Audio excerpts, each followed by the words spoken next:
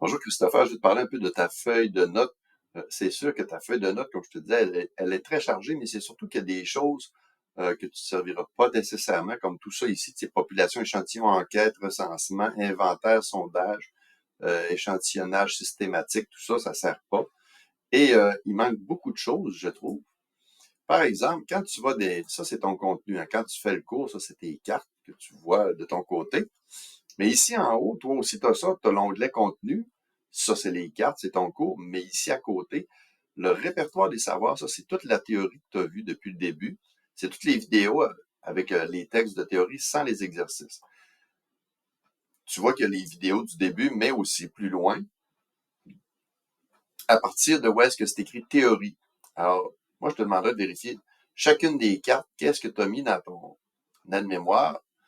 Ça serait important, entre autres, que, bon, peut-être pas les 3 premières cartes, là, mais mesure de tendance centrale, ça serait important que tu montres c'est quoi le mode, la médiane, N+1 divisé en 2, hein, le milieu, la moyenne, comment est-ce qu'on calcule ça, surtout dans des tableaux plus complexes. Mais par exemple, si on s'en va dans,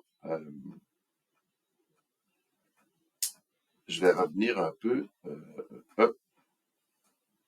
ici, quand on a des tableaux comme ça, par exemple, le mode dans un tableau, comment ça se calcule, la médiane, tu sais que si tu as ça pour faire la médiane, tu dois ajouter une colonne qui s'appelle cumul. Pour ce qui est de la moyenne, c'est plutôt produit d'effectifs. Donc, ça, c'est des exemples qui seraient bons de mettre dans ta feuille.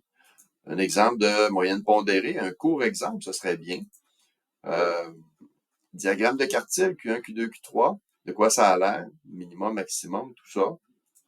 Donc, tu vois qu'il y a beaucoup de choses. Les calculs d'arrangement, dénombrement, tout ça, à moins que tu connaisses tout ça par cœur, mais tu sais, tu as le droit de mettre ça sur ta feuille. Ça pourrait être vraiment pratique, sans pas dessiner tout ça au complet, mais comment faire un diagramme en arbre. Tu peux te faire un court exemple, par exemple. Les combinaisons, une autre formule qui serait importante à écrire avec un court exemple.